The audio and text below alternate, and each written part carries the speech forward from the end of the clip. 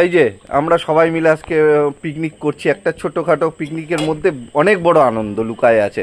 এই যে আমার ভাগনা দীপ, একটু হাত দেখা দাও। ওই যে পাশে হচ্ছে আমার ভাই, আর এক ভাই, আমরা দুই ভাই, এটা আমার ওয়াইফ।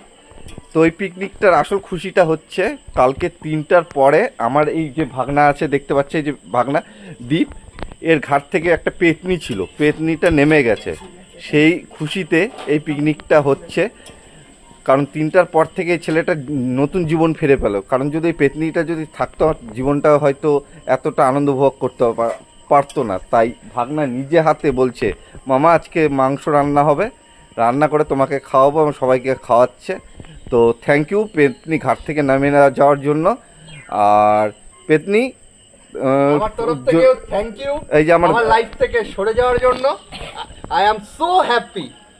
হ্যাঁ, তো পেতনির উদ্দেশ্যে বলছি, আর কোনো ঘাড়ের চাপিস না তুই।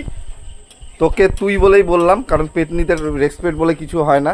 আর কারো ঘাড়ে চাপিস না, কারণ ছেলেদের কি বলতো, একটা জীবন থাকে, হ্যাঁ, সেই জীবনটা তোর খাস না, আর নিজের জীবনটা খাস। আর একটা মেসেজ তোকে আমি বিশেষ করে দিতে চাস, কাউকে কোনোদিন মরার কথা বলবি না, পারলে পরে তুই চলে যা, কোনো অসুবিধা নাই। কারণ তোকে তো ঝাড়ফুঁক করতে হবে না, ঝাঁটা মেরে তাড়াবো। আবার যদি আসিস কোনো দিন